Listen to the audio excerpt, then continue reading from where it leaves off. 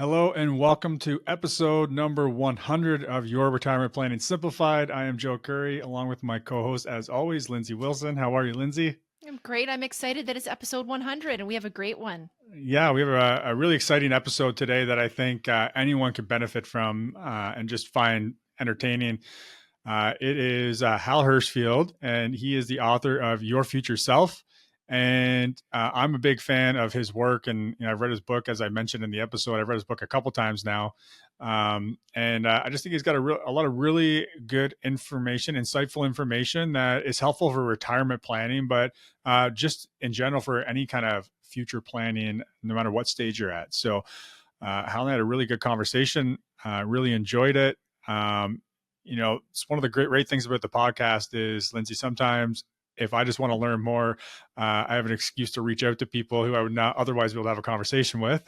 And so Hal's definitely one of those people that I took advantage of this platform just to pick his brain for my own interest as much as for all of our listeners. But again, I'm sure that all of our listeners are going to get a lot of this episode today. Mm-hmm. Well, Hal is a professor of marketing, behavioral decision making, and psychology at UCLA's Anderson School of Management and holds the UCLA Anderson Board of Advisors term chair in management. His research, which sits at the intersection of psychology and economics, examines the ways we can improve our long-term decisions. He also earned his PhD in psychology from Stanford University, and he also publishes in some of the top academic journals and contributes op-eds to the New York Times, Harvard Business Review, the Wall Street Journal, and other outlets. So a lot of credentials there. He's definitely an authority on the future self science. One thing I want to make sure we mention, Lindsay, and I think I remind you, everyone in the episode, but we are going to do another book giveaway. So this is episode number 100. We wanted to have something to give away to kind of recognize it. It's a big milestone for us. So anyway, Your Future Self, Hal's book for the first 20 Canadian listeners who just shoot us an email, info@retirementplanningsimplified.ca. Just requesting the book, we'll mail it out to you. So as the first 20 we hear from. So anyway, with that, I hope everyone enjoys the episode. Enjoy.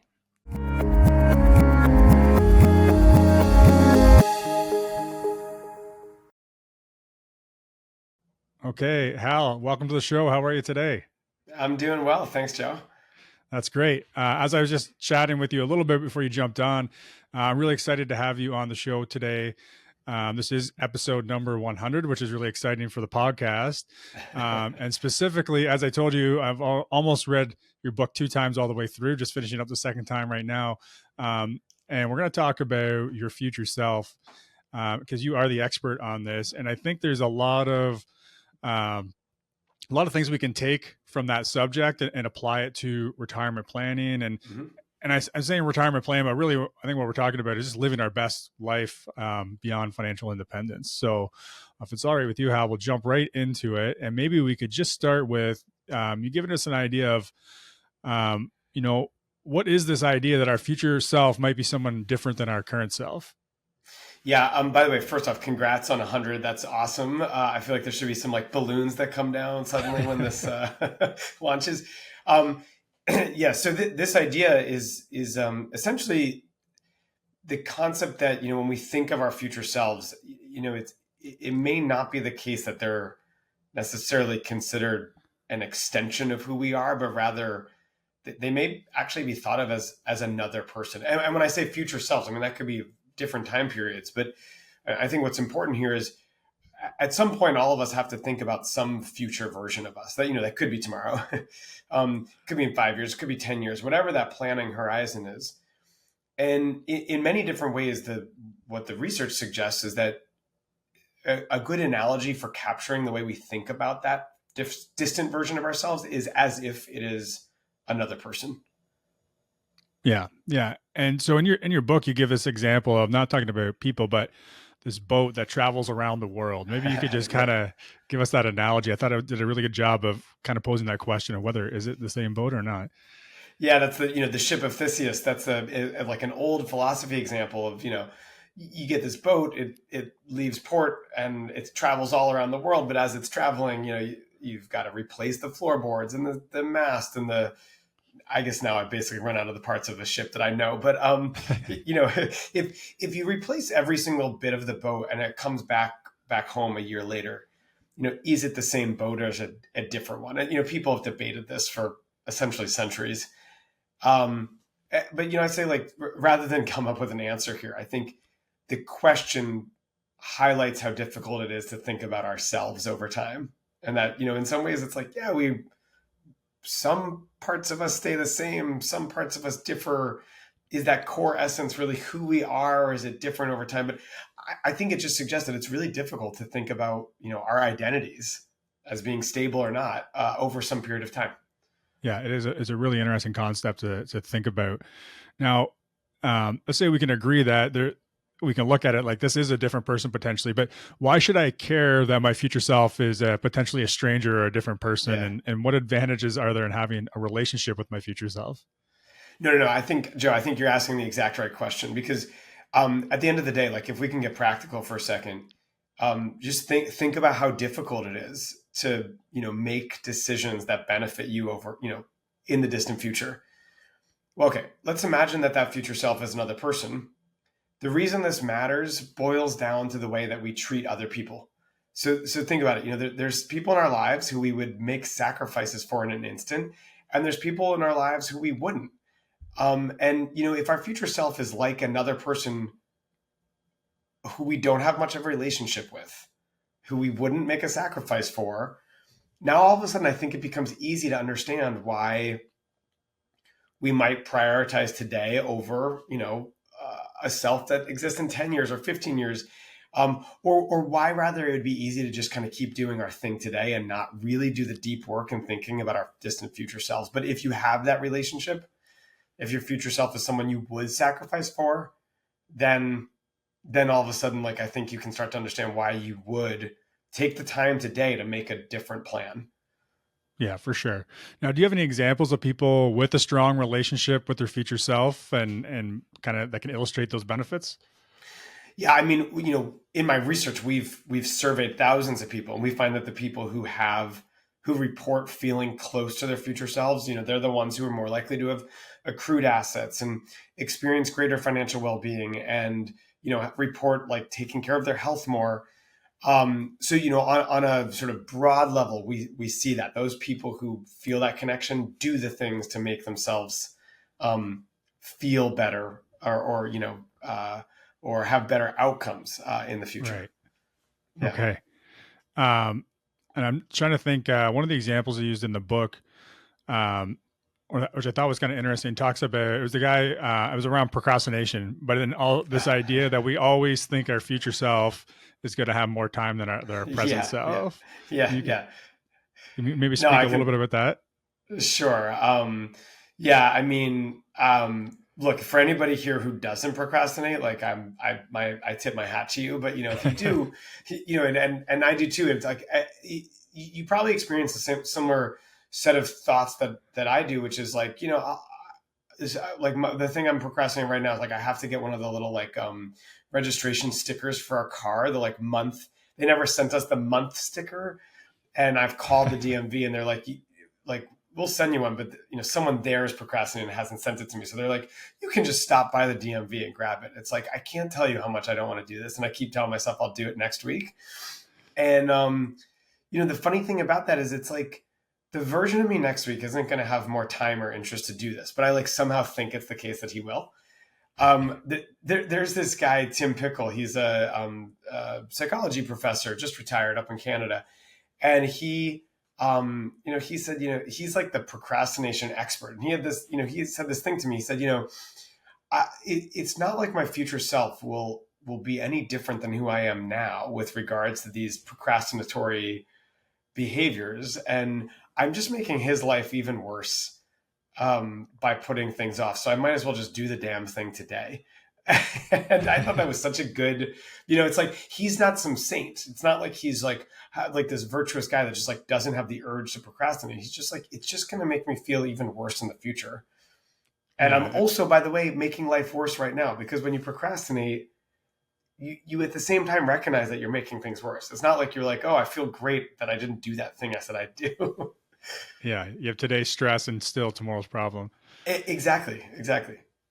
Okay. Now, so that's one obvious place where, if we have maybe a stronger relationship with our future self, we could be considerate of that future self to maybe take care of some things today instead of procrastinating. Yeah. What other areas in our life might we receive kind of maybe the biggest benefits from having this closer relationship? So from, top of mind, and it might be obvious, but I'm thinking, things like money, relationships, health, but Yeah. what would you say? Yeah. So all those, I mean, money, like I said, I noted, the people who have these close relationships, they accumulate assets. I mean, I think the idea is here, like, if push comes to shove and I've got to make a decision about spending a little bit more today, that takes away money from some future self, or spending a little less, but then spreading out my money over time and maybe investing some. The idea is that then, if I can really step into the shoes of my future self and connect with him, then I may make it a little bit easier for me to make those trade-offs, right? Health is another one. And, you think about exercising and, healthy eating, like oftentimes that's like a trade-off between like the thing I want right now. I want to stay in bed and not get up and work out. I want to, eat I want to eat the like extra, the food that maybe isn't as healthy for me. But sort of taking a step back may allow for healthier decisions later on. I want to be clear though. It's not like it always has to be that I like make the sacrifice today, right? Like, like sometimes we're doing a service to our future selves by like leaning and spending the money today. Cause maybe I get a better experience. Maybe I have a product that lasts longer and actually means that my future self doesn't have to spend more money, right? So it's not just a black and white thing. Like I think that the critical part here is to have a conversation and like look at those trade-offs between now and later. Yeah, I think, and at the start, I think you put it well when you talked about when we think about other people who we care for, like we'll make sacrifices for, we'll go out of our way to do things, but obviously we're not doing everything for everybody else and never looking at ourselves. So it's kind of the Right. same idea, right? Yeah, I think that's right. I mean, it's like, um, like sometimes, like, in a healthy relationship, it's like goes back and forth. Like sometimes I'm the one that needs to make a sacrifice for my wife, and sometimes she is. It's like a little strange to say my future self is making a sacrifice for me because like he doesn't really exist yet, but for in my mind's eye.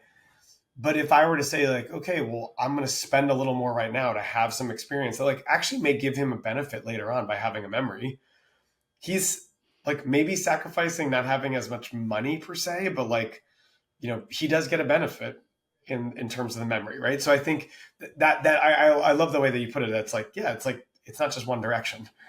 Yeah, some push and pull there. Now, how do you think the concept of like the future self might apply to retirement planning and Yeah. making the most of one's retirement experience? Yeah, I mean, I think there's a variety of ways that it applies. I mean, at the very most basic, it's like about, making the decisions to accumulate the assets. But beyond that, like, I mean, I think some of it, you could say it's a matter of planning, right? So, like, literally, like, taking the time, and it is time, and it is some discomfort involved in, like, thinking through the future and, like, setting up, what's going to be an optimal strategy to, decumulate my assets, right? Like, what's my optimal sort of like insurance slash like wealth accumulation, a strategy, right? I mean, the discomfort involved is that like you may find out something that's not exactly what you wanted, right? The discomfort involved is like it may be difficult to have a conversation about money with your spouse, um, but the benefit, is one that does accrue to the future self in terms of having a more well thought out retirement.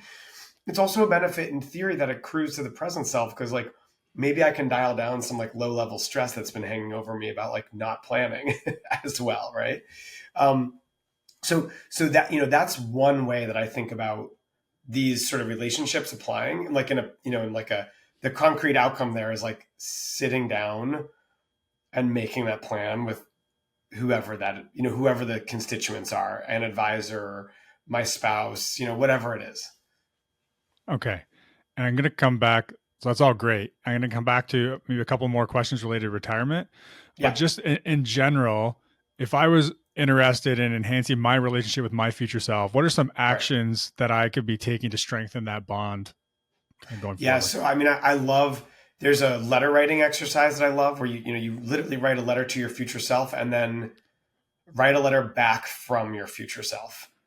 I think it's a really powerful exercise because it, it forces you to like think about how you want things at some future point in time. But then by doing the letter back, it forces you to really step into the shoes of that future self. And like, it might actually get you to think about like, what are some of the obstacles between now and later that may make it hard to do like exactly the things that I want to do. And maybe I change my goals a little bit. I think that's a great exercise. By the way, now, we could, use AI to help create a picture of like what I want the future to look like, like rather than just saying like, what do I want an ideal day to look like in retirement? Like, why not think about it and write it down and like prompt intelligent, AI to actually sketch up a picture of that, there have been some banks that have done just this, by the way. ING did this in Europe to great success. So I think anything we can do to sort of visualize and make that future self more vivid and the context around it could be a helpful tool here. That's awesome. Okay. Now, we're talking about kind of the retirement planning piece. Yeah. Now, someone, and this, I think maybe you kind of just touched on this already, but so someone retiring soon, often what we find is that there's a bit of maybe an identity crisis when we enter retirement. If we have our identity wrapped up in, our career, our business, or maybe being a parent or whatever it is, and we're moving on to that next stage. So how might someone retiring or has recently retired maybe think about this future self concept to help them find their identity or their purpose beyond whatever they're currently identifying as? And I think it's such an important question. It's one that gives me pause, personally. Like, I mean, I think about, like you said, this is really a question that applies to any identity transition. Going from like the sort of crazy years of parenting to being an empty nester, right? And then going from, working life to retired life. I mean, I'll say a couple thoughts. One is like, if there's any way to make the transition less stepwise and more gradual, I think that that may make it easier. And then, another thought would be to, I think, and this is a difficult exercise, but, to think a little bit about what identity is, or what your identity is, right? It's like, it can be really easy to get wrapped up in my identity as a worker and like where I stand career wise. But like, what are the parts of me that go beyond the workplace that I really value, and which are the ones that I want to sort of retain? I mean, here, like I teach the core marketing class to the MBAs. One of the things we talk about when we talk about rebranding is you retain the assets that were working and shed the ones that weren't. And so I think like, it's like, I hate to say like it's a personal rebranding, but it sounds a little too buzzy, but like, to some extent, I think that is part of what that transition is like, right? Yeah, no, I think that makes perfect sense, actually. Yeah. So again, if we think about applying the future self science, how are you applying this in your life? Like, how do you make use of this? And I'm going to have a part two of that question. And this is something that I struggle with sometimes. I told you I love all the future self science, and I'll spend time. I've written letters to my future self and vice versa. But what I do find is I get caught up in life and then I kind of forget about it. And then, later on I'll come back to it and get focused on it again. Like when I have an interview with you coming up, for example. Yeah. But how are you applying this to your life, and how do you keep it top of mind? Which is maybe easier for you to do since you've done so much research on it, but just no. Look, by the way, I totally get it. I think this is true for any sort of like knowledge expansion. It's like awesome when you're like reading it or thinking about it, and then it's like easy to move on to the next thing. And I think probably the things that stick with us, this is not a unique insight, but the things that stick with us are the things that we come back to. And, it's like, maybe there's natural triggers that bring them to mind. I recommend getting as many copies of my book as you can and putting them in each room of your house, so you're constantly reminded. I'm just kidding. Of course. So, Um, so two thoughts here. One is like I do keep these concepts in mind all the time because I have been researching it, sort of like seeped into the way I interact with the world. Um, for me personally, I have been thinking about these concepts um, with regards to the sense of like that quote unquote like balance or harmony between present and future self. So like I always used to be really concerned with like not spending money so I could save. And I think like in the last couple of years, I've been thinking more about like what's the right and healthy approach to bigger expenditures now so that I can have those, memories later. Like I've got young kids, so it's like that's coming up more and more. Like what are the vacations or what are the thing, what and I'm lucky to be able to have the conversation, of course, but like what are the things that we want to spend money on and what are the things that we don't want to? Um I mean for me this also really applies in my time expenditures. It's like yesterday my daughter had the day off of school. So I know we're recording this during the school year, right? But so yesterday, my daughter had the day off of school, and like we could have gotten somebody to hang out with her, and I could have like done some work. And I thought in advance, and I was like, wait, like I rarely get this opportunity. We had like just an awesome day, like brunch, and we went on a bike ride, and like just hung out, and I can't figure out like what amount of work I could have gotten done yesterday that like in 10 years I'll look back and be like, man, I'm so glad I answered the 1000th email that day. Yeah, that's such a And good so like point. that's one of those things where I keep thinking about, no, of course, like if I every day, every time she had a, teacher planning day, took the day off, like that may not be great for my future self because I'd get behind on work. So it's like, that's where that kind of balance comes in. So that's one of the places where I really think about like, okay, like when should I like, make a quote unquote like professional sacrifice, if you will, to not, to like hang out with my kid. When she still wants to hang out with me, by the way. Yeah, that's a good point too. That's something I've put in my phone is I have like a reminder either 2 or 3 times a day, just like a silent reminder that pops up that says, how would your future self approach this?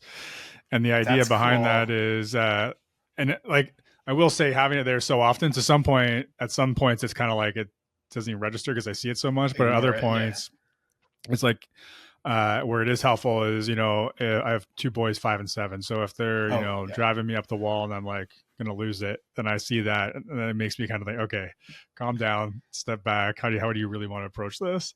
Yep. So that's one way I have used it to try to kind of keep it top of mind in the day to day. Yeah, my kids are basically the same age, and it's the same thing. It's like it's really easy to get lost in the present moment. I love the thing. I love your notification there. Of course, like you said, it's easy. Like I used to have one that said, my screen time alert, and it was like, oh, I started ignoring that after a week. It's, it's like, how do does it mean turning it off for a little while, turning back on? Like, I wish there was a tool that I, could like use generative AI to vary that message up so that it's like different each time and like it stays fresh and novel. But yeah, I think it's a good idea. Fair enough. And you kind of spoke a little bit to one of my other questions I had, which is sometimes, some of our clients who are, maybe our best savers, they actually get to retirement and it's like not about present self at all. It's all about future self. And I just will not spend money, right? Because they have this savings mindset. They've done a good job of sacrificing and putting this money away. And they have a really hard time living for today and spending some of that money. So you talked a little bit about this harmony and we talked about that push and pull, but is there anything that you would add to someone in that circumstance? Yeah, I mean, it's a really interesting thing where speaking of identity, right? Like you spend your whole life saving and then you make this transition and it's like, now you like can like the reason you were doing it is to spend. Now, I mean, obviously there's so many idiosyncrasies here where it's like, maybe I want to save some, continue to save some because I have a strong bequest motive, whatever it is. But like if you have a client like that or, somebody who's like actually done that saving, but now they have the money to spend, I think it can be sort of off-putting to start doing it after having spent a lifetime not, right? And so, I mean, one of the things that comes up in my mind is that like it's like this concept of like, there's no perfect time, so it's like, I would almost want to know, like, why isn't someone spending? Is it because they're waiting for the perfect time to spend the money? Like, that probably won't come around. Yeah. Right? Is it because they somehow think they need it now? It's like, well, make a plan and, trust in the fact that like there's enough there to buffer the needs. And if that's set, then it's like, okay, then like start figuring out like, what can you spend? I think part of the, so if part of the worry comes from not knowing how much can be spent, then this is where it really makes sense to try to like write some of this down and look at some, Yeah. spreadsheets, if you will, right? Yeah, for sure. So to this point in the podcast, we've been, I think, talking as though all of our listeners are accepting the fact that our future self might be a stranger or someone different than who we are today. So for those who are listening, who are not accepting that and thinking, no, I'm going to be the same person 10 years down the road, how would you try to maybe convince them otherwise? And like, so what comes to mind to me when I'm asking that question is I think you've talked a little bit about looking backwards rather than trying to look into the future. And also talking about how there's like these different parts of us, and it's not like maybe everything's changing at once, but maybe there's these different pieces of us might change a little bit over time. So yeah, I think that's exactly right. I mean, that, like you said, there's a couple of things. One I would say is like, if you look back 10 years ago, how much do you relate to that person? How much do you think that version of you is somewhat of a different version of you now? And then, to your second point, it's not such a black and white thing to say, oh, your future self is a stranger. They're totally different. In some ways, they're probably not. Again, look backward, right? Like I think of me at, 25, very different than me right now at, 45. But then in other ways, like I think he had some of the same values and like definitely the same sense of humor and like, there's parts that remain stable. So I think, rather than saying like, oh, he's completely different in the future or not, I think it's worth saying, A, what aspects of your identity have remained relatively consistent over time, which haven't. B, bet on the fact that you will continue to change from now to the future. There's really fascinating research that suggests that like, even though we think that we're more or less baked in the present and we're not going to change that much, you're just as likely to change in any 10-year period of time as you were from 10 years ago to now. And that is just the reality. That could be nerve-wracking, or you could call it liberating. Say like, okay, good things will happen and also difficult things will happen. And that's sort of the way life is, but that is what it is. Yeah, no, that's great. I love it. So if we kind of bring this all back together again, thinking about our audience who we're speaking to, is, what would you say is some kind of like final thoughts or ideas that come to mind? Just again, thinking about people as they're getting close to and entering into retirement and thinking about their future self. Yeah, I mean, I think a couple things come to mind. One is it probably makes sense to take the time and spend the, whatever discomfort to like make the plan now for the future. I would think about that as like having benefits right now and later.